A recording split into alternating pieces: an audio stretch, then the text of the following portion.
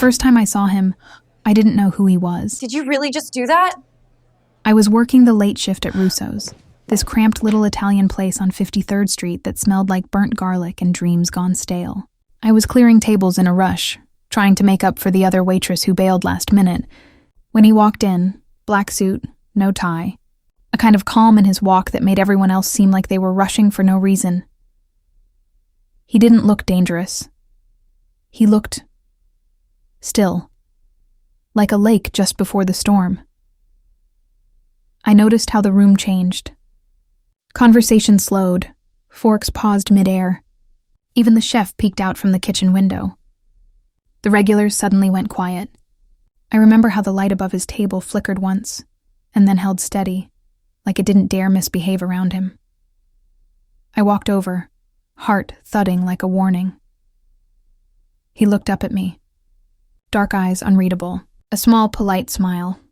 "Water, please," he said, voice low, smooth and quiet, the kind of voice you lean into without meaning to. I nodded, trying to ignore the way my palms suddenly felt too warm. I wasn't wearing anything special, just jeans, a black apron, and tiredness under my eyes. But he looked at me like he saw past all that. Like he saw me.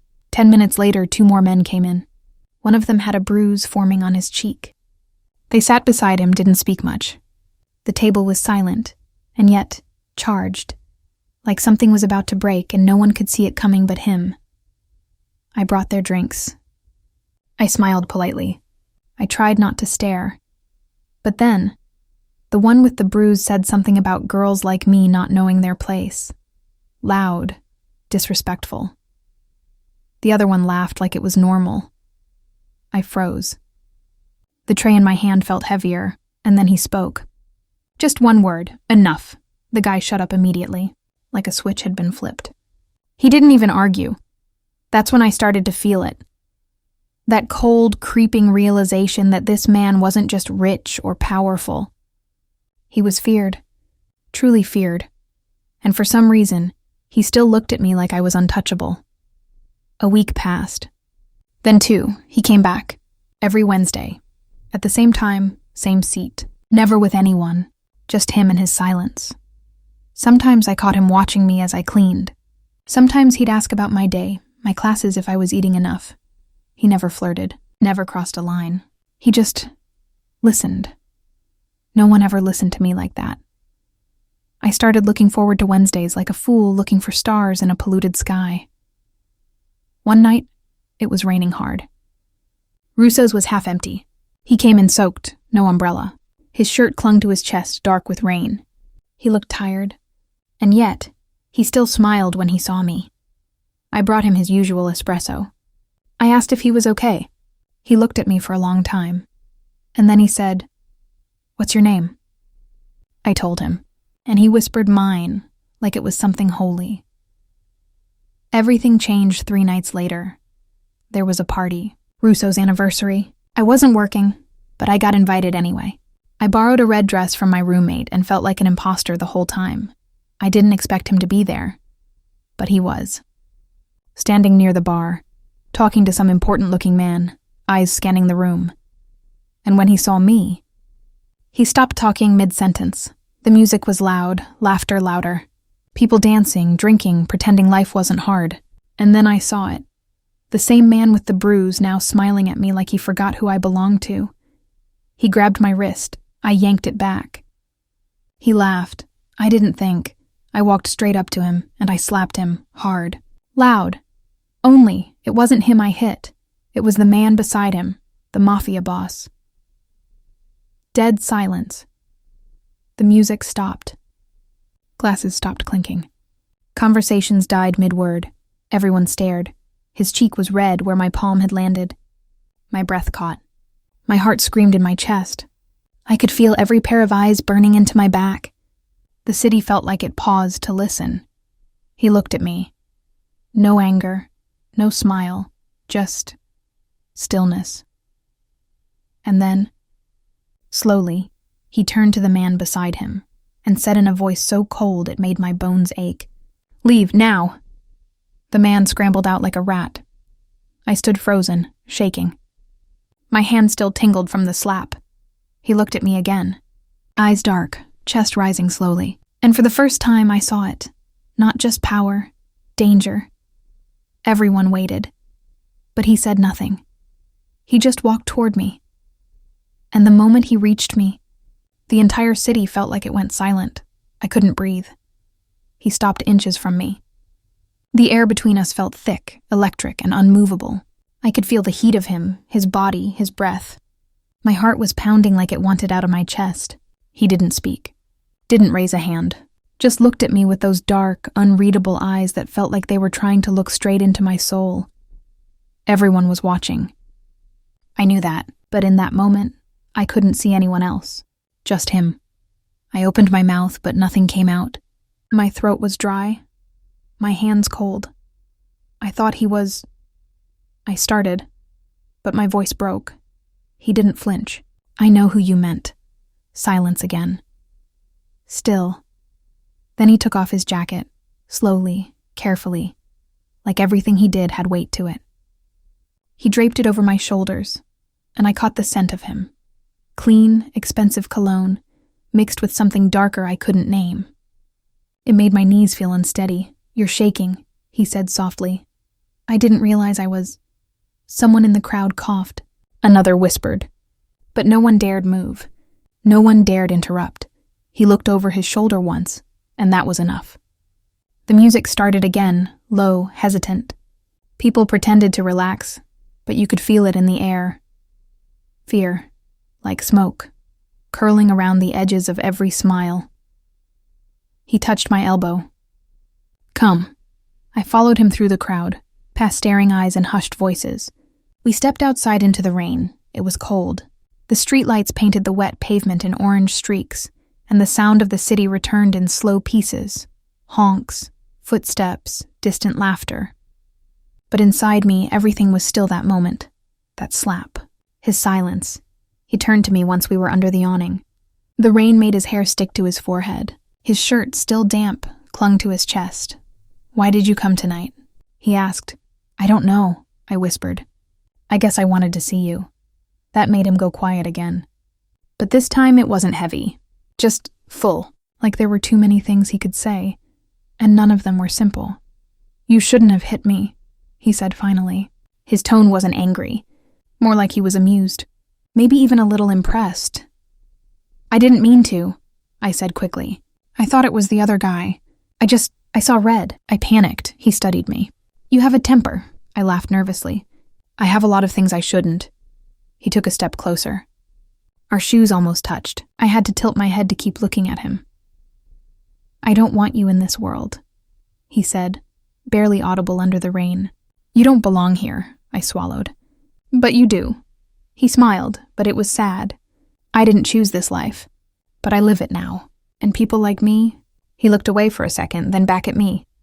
We ruin good things. Something in my chest ached at the way he said that. You haven't ruined anything, I said softly. Not for me, lightning flashed far away. He didn't respond right away, but his hand lifted slowly and brushed my wet hair from my cheek. His fingers were warm against my cold skin. You slapped me, he murmured. I closed my eyes. I'm sorry. No, he said. You're the first person who's ever done that. I opened my eyes. And you're still alive. That should have scared me. But it didn't. Not when he looked at me like that. Like I was something precious, breakable, worth protecting. He stepped back, letting the distance return. I'll have someone drive you home. I can walk.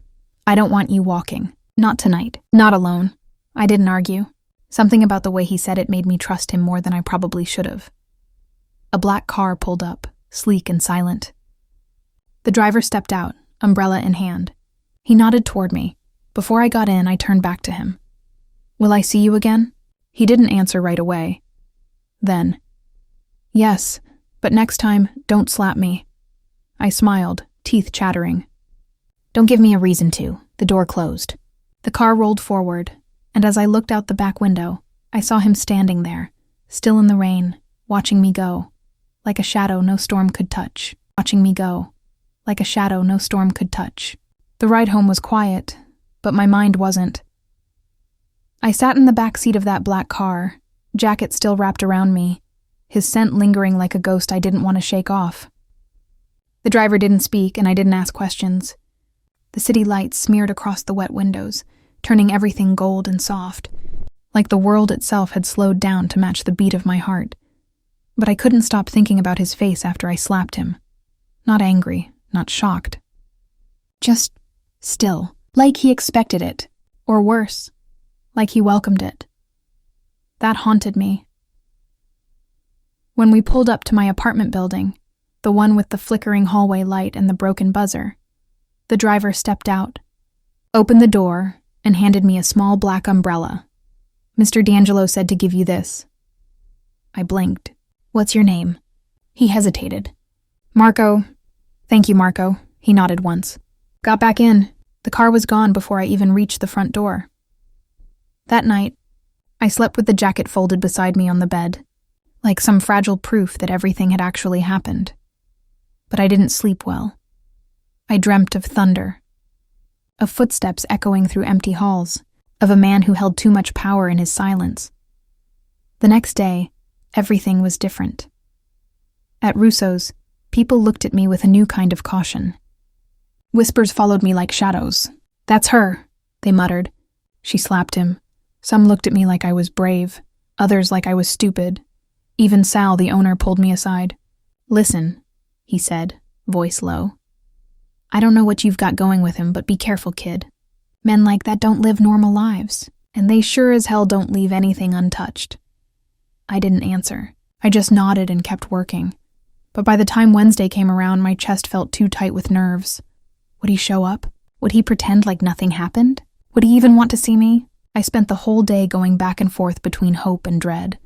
And then, just after 9, he walked in. Same table, same calm, as if nothing in the world could touch him. But this time he didn't look around. He looked straight at me and smiled. I walked over, hands a little shaky. My apron was twisted, and I was pretty sure I had a flour smudge on my cheek, but he didn't seem to notice. Or maybe he did, and didn't care. "Hi," I said. "Hi," he said back. Just that. Like it was the most natural thing in the world. I poured his water, set it down gently. "Are you okay?" "I'm fine," he said. "You?" "I think I bruised my hand." He chuckled. Actually chuckled. It was low and warm, and I realized right then how rare that sound must have been from someone like him. "Do you always hit first?" Ask questions later. "Only when I'm wearing red." He looked at me, and his smile faded into something softer. "You looked beautiful that night." I felt heat rush to my cheeks. He paused. "I shouldn't say things like that." "Why not?" "Because I'm not good at stopping once I start." That shut me up. The air between us shifted, heavier now, charged in a different way. Not dangerous, not tense, just intimate. I could hear the soft clink of silverware behind me, but everything else faded. "You said you didn't want me in your world," I whispered, "but you keep pulling me in." He stared at the glass of water, then up at me again. "Because I'm selfish." My throat tightened. "I can handle it," I said. "No," he replied. "You shouldn't have to." But his eyes told a different story, and I didn't know what to do with that. Later that night, just before closing, a man came in wearing a tan coat and a smug look. He didn't order anything, just stood near the counter and asked to speak to me. I recognized him, barely. One of the ones who laughed at the party, the one who stood behind the man I slapped. He leaned close, breath sour with something bitter. "You think slapping him makes you special? Girls like you are fun for a while, then forgotten." I froze. Then I felt it, the presence behind. Me D'Angelo's voice was calm, cold. "You've made your last mistake." The man turned, and all the blood drained from his face. D'Angelo didn't yell, didn't curse. He just stared, unblinking. The man left in seconds. Ran, actually. Out the door, into the street, like a hunted animal. I turned to D'Angelo. He looked at me, jaw tense, chest rising. "You're not safe anymore," he said quietly. I swallowed. Because of you, he nodded. Yes. And then, softer. But I'll fix that. Before I could respond, he gently touched my shoulder. Come with me. Just for tonight. I didn't say yes. I didn't say no. I just followed him out the door. Not because I trusted the world he came from, but because somehow I trusted him. The night outside felt sharper, quieter. Even the city, noisy and stubborn as it was, seemed to step aside for him. Streetlights glowed softer, the wind pulled back. I followed him down the sidewalk without asking where we were going. Something about his silence didn't scare me. It grounded me. Like even though everything about him was chaos, he wasn't. He opened the passenger door of a sleek black car and waited. I climbed in, heart thudding too hard, too fast. He got in beside me. Didn't say a word, just told the driver, "Home." The word echoed in my head. Home. Not a club, not a hideout. Home. I didn't know what that meant for a man like him, but I wanted to find out. The car moved through the city, past neon signs and closed storefronts. I sat there, wrapped in silence, stealing glances at him when I thought he wouldn't notice. He sat back, one hand relaxed on his thigh, the other near the window, fingers tapping quietly, like he was thinking something he couldn't say out loud. Are you mad? I finally asked. He turned his head slowly toward me. At you? Yeah, for being seen with me, for slapping you, for everything. His mouth twitched.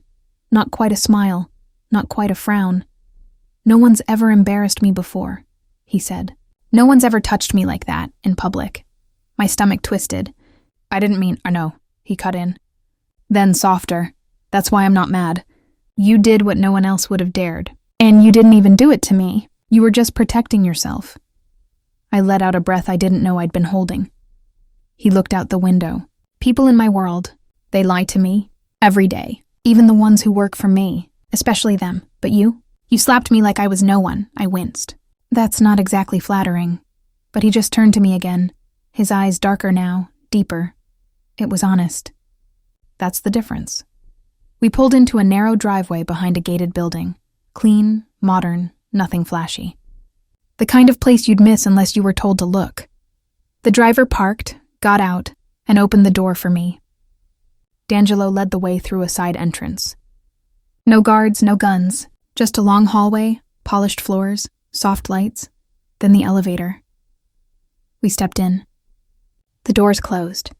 I heard my own heartbeat louder than anything, and then his hand brushed mine, not by accident, just barely enough to feel it. I didn't move. I didn't pull away. He looked down at me. You sure you want to see this part of me? I nodded.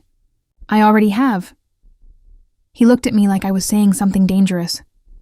But maybe he liked danger. Maybe I did too. The elevator opened into a space I didn't expect. Floor-to-ceiling windows, low lights, quiet music humming from somewhere I couldn't place. Everything was dark wood and clean lines. Warm, not cold. Lived in. His world didn't feel like a war zone here. It felt like loneliness with expensive furniture. He took off his coat, tossed it over the back of a chair. Rolled up his sleeves. The tension in his shoulders didn't leave him, even here. I stood in the middle of the room, unsure of what to do with my hands. You want something to drink? He asked, already walking to a small bar in the corner. Water's fine. He poured 2 glasses, handed me one. Our fingers brushed again. I held the glass tighter than I needed to. We sat. Not close. Not far, just there. I know what people say about me, he said after a long pause. I know the stories. Some of them are true, some aren't. But none of them matter anymore, not in here. I looked at him. Then what does matter? He didn't answer right away. Instead, he leaned forward, elbows on his knees, eyes locked on mine. You do. My chest tightened. You matter, he said again. And I don't know what that means yet. I just know it's the only real thing I've felt in a long time. I didn't know what to say. No one had ever said anything like that to me. Not in that way. Not with that much weight behind it. So I just nodded. He sat back, eyes still on me, and then he whispered, "That man who came to Russo's tonight. He wasn't just harassing you. He was testing me." I blinked. "Testing you how?" "To see if I'd protect you. Or let you go." I swallowed. "And you?" His jaw clenched. I made my choice. Just then, his phone buzzed once. He glanced at it, and everything in his face changed, sharpened, tightened, like the air had just dropped 20 degrees. "What is it?"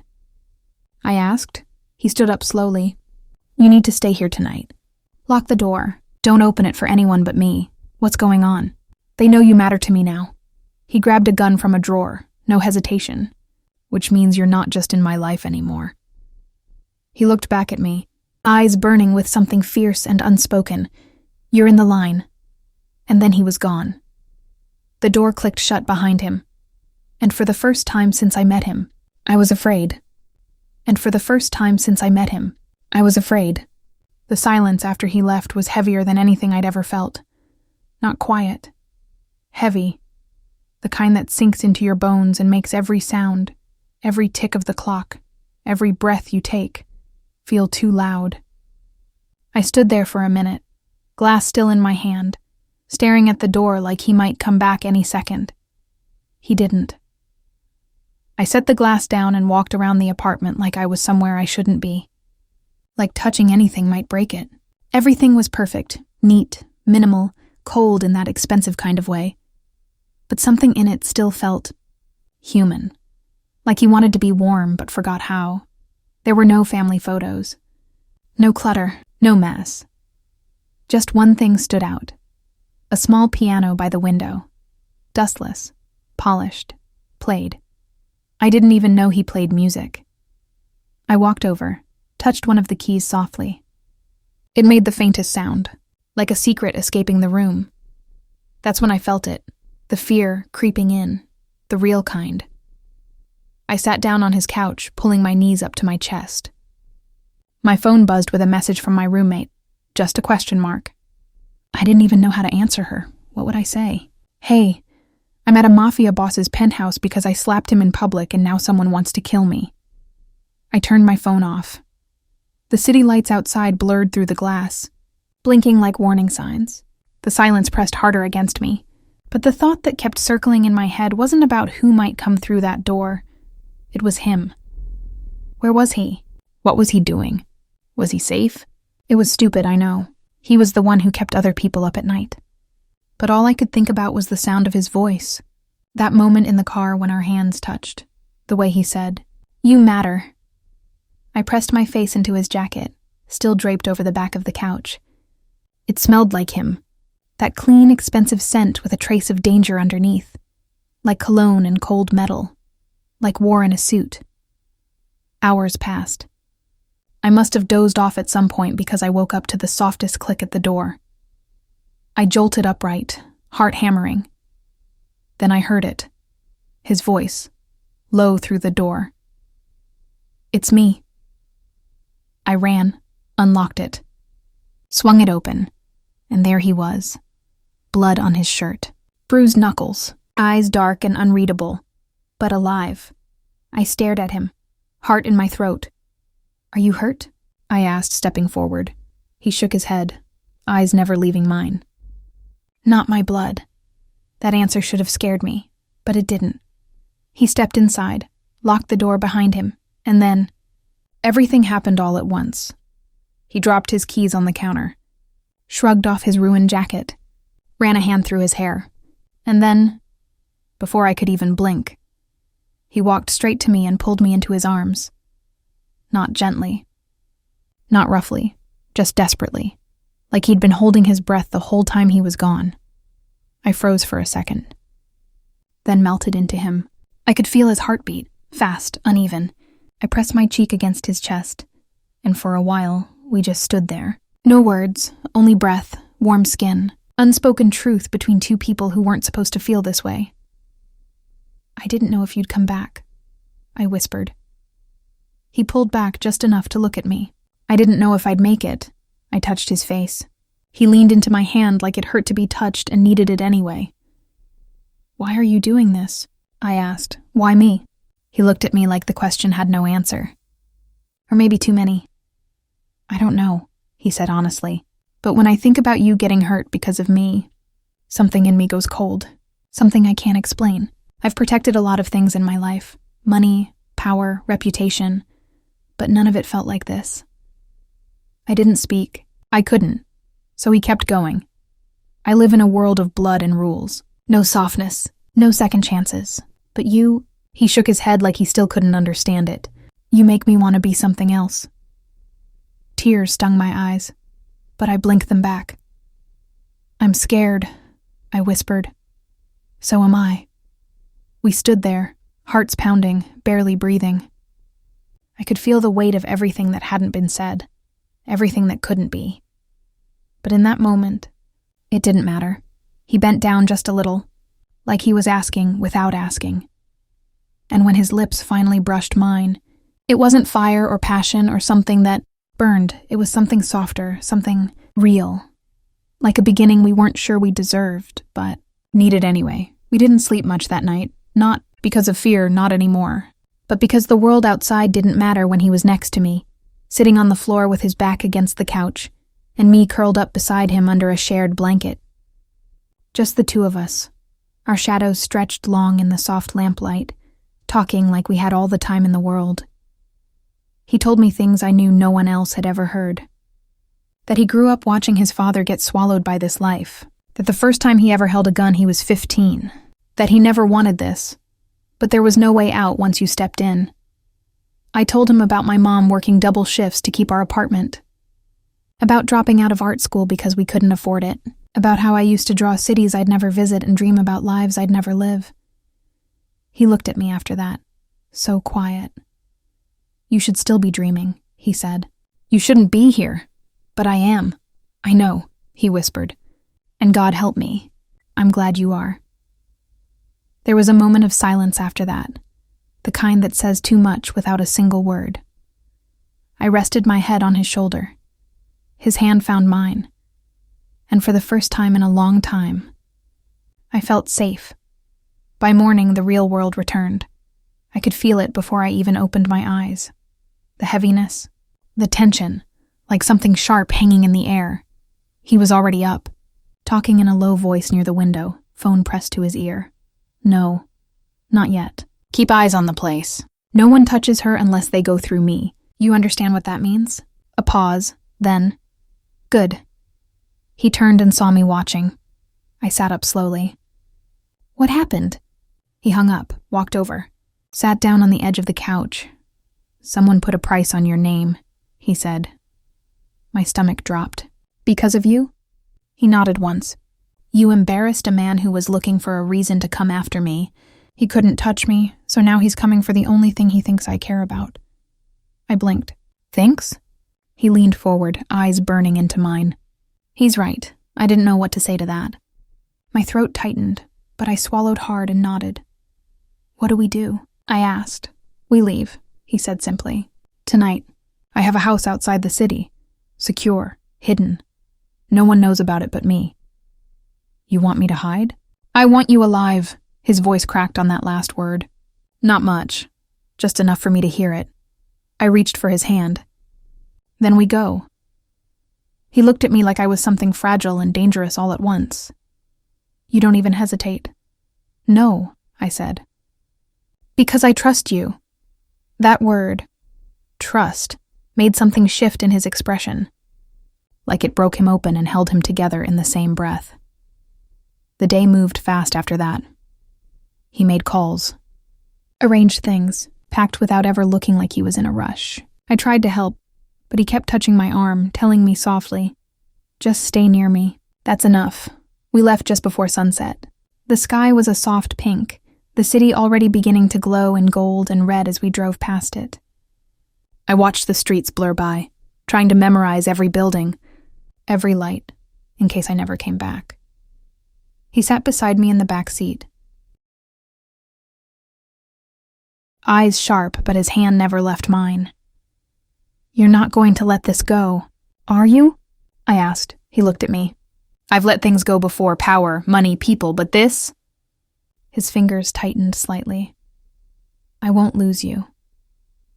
It was dark by the time we reached the house. It wasn't what I expected. Not some fortress with guards and cameras, but a quiet, hidden place surrounded by trees and silence. Secluded. Peaceful. He opened the door for me. Let me walk in first. It smelled like cedar and clean linen, the kind of place built for quiet mornings and long nights. Not for a man like him, but maybe that was the point. This was my mother's, he said. She left it to me before she died. Said I'd need a place to disappear someday. I walked through the living room, fingers brushing across the bookshelf, the fireplace, the thick curtains. Do you come here often? He shook his head. Only when I'm tired of pretending I don't feel anything. I turned to him. And now? He stepped closer. Now I feel too much. I didn't answer. I just walked into his arms, not because I was scared, but because I finally understood what we were to each other. Two broken pieces that somehow fit, two strangers who weren't supposed to meet, but did, a mafia boss with a heart too dangerous to be open, and a girl foolish enough to touch it anyway. That night in the safe house, the world fell away. No noise from the streets, no whispers, no threats, just the sound of wind moving through trees, and the faint creak of the old floorboards beneath our feet. The quiet was the kind that wraps around you like a blanket, the kind I hadn't felt in years.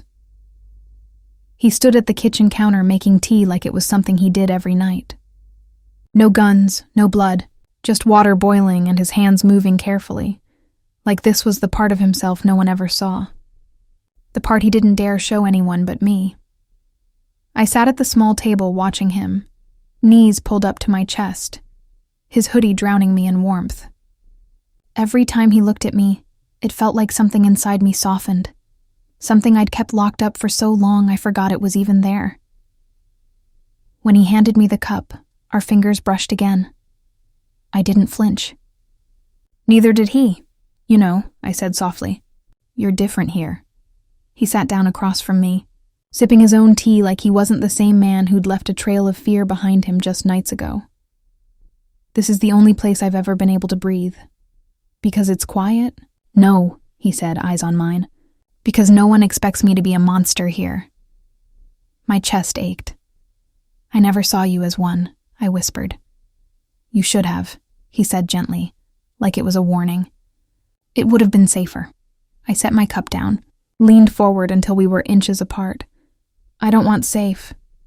He didn't move, just watched me with those dark, soul-searching eyes, the kind that make you feel like he sees more of you than you're ready to show. And then he asked, voice barely audible, You still don't regret it? What?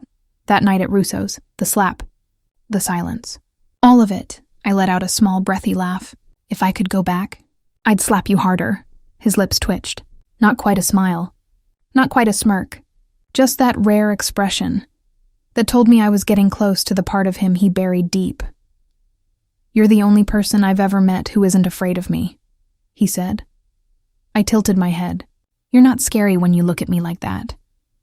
He reached across the table, his fingers brushing my cheek like I was made of glass. And in that moment, everything stilled. I could build an empire with hands like yours, he murmured. I swallowed, unsure if he meant that romantically, metaphorically, or literally. But either way, I didn't pull away. Then do it, I said. But don't build it alone. We didn't sleep in separate rooms that night. Not because of fear, but because neither of us wanted to let the other out of sight. I laid next to him in the big bed, my head resting on his chest. His heartbeat was steady, calm. Like for the first time in years, the war inside him had gone quiet. His arm was wrapped around me, hand gently tracing circles on my back. It wasn't possessive. It wasn't about control, it was home. Will they keep coming? I asked, voice muffled against his shirt. Yes, he said honestly. Will they find us? He paused. Maybe. That didn't scare me as much as it should have. What happens then? He didn't answer right away. Then, in the dark, he whispered, Then I burn everything for you. The way he said it, calm, soft, like a promise carved into stone, made my skin prickle. I looked up at him. You don't have to destroy the world for me. He met my gaze. But I would. I didn't know what to say to that. Not yet. So I just whispered, then let me be worth it. He didn't say anything. He didn't have to. His hand slid to the side of my face, pulling me in gently, and he kissed me again. Slow, deliberate, like he was memorizing me in pieces, and I kissed him back, giving him everything I couldn't put into words. The next morning, he wasn't in bed. I woke to sunlight and silence. The space beside me was still warm, but he was gone. On the nightstand, there was a note. Nothing more than 2 words scribbled in heavy ink. Stay inside. No name. No explanation, just a command. My chest tightened. I held the paper like it could tell me something more. I didn't know where he went. I didn't know if he was coming back. All I knew was that something had changed. And whatever it was, it had begun before dawn. The hours felt like days. I stayed in that house like he asked, pacing, waiting, flinching every time a car passed too slowly, or the wind knocked something loose on the porch. I wore his hoodie again, not because I was cold, but because it made me feel like part of him was still here. The silence wasn't peaceful anymore. It was loud, and the worst part? I couldn't call him, couldn't text, couldn't do anything except wait and trust that the man who lived in the shadows, who made enemies for a living, would come back to me alive. I hated that I had no power in his world. I hated how much I needed him in mine. When the sun dipped low and the shadows grew longer, I heard the crunch of tires outside. My stomach dropped. I ran to the window, pulling the curtain back just an inch. It wasn't his car. It was black, but not the same model. Sleeker. Unfamiliar. 3 men stepped out. My blood went cold. They didn't knock. They didn't call out. They just started walking straight toward the door. I backed away, heart thundering in my ears. The note still sat on the nightstand like it was mocking me. Stay inside. There were no weapons in the room. No place to hide, just locked doors and thin walls. And then, before I could even move toward the kitchen, the door swung open, not kicked, unlocked, and there he was. Him, D'Angelo, covered in blood, a fresh cut across his cheek, one hand clenching a pistol, the other pushing the door open. But he wasn't alone. Behind him, the 3 men followed, heads bowed, silent, like soldiers returning from war. He looked at me, chest rising and falling fast. His eyes flicked across my face like he was checking to make sure I was still real. Then he spoke. Not to me. To them. If any of you ever come near her again without permission, I don't care how loyal you've been. I will end you myself. They didn't argue, didn't blink. They just nodded once and disappeared back out the door. He slammed. It shut behind them. And then he finally looked at me. Just me. I stood, frozen by the couch, hands trembling, heart in my throat. Are you okay? He asked, voice rough with exhaustion. I nodded slowly. What happened? He didn't answer right away. Just walked toward me like each step cost him something. I made a deal, he finally said, to keep you out of this. My mouth opened, but no sound came out. I could feel it, that creeping fear behind his eyes. The weight of something he hadn't told me yet. What kind of deal? He stopped in front of me, close enough for me to see the bruises on his neck, the dried blood on his collar. I gave up territory, he said. Money, control, things I've fought for all my life. Why?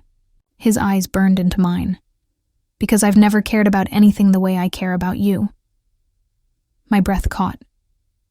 He reached into his pocket, pulled out a velvet ring box but didn't open it.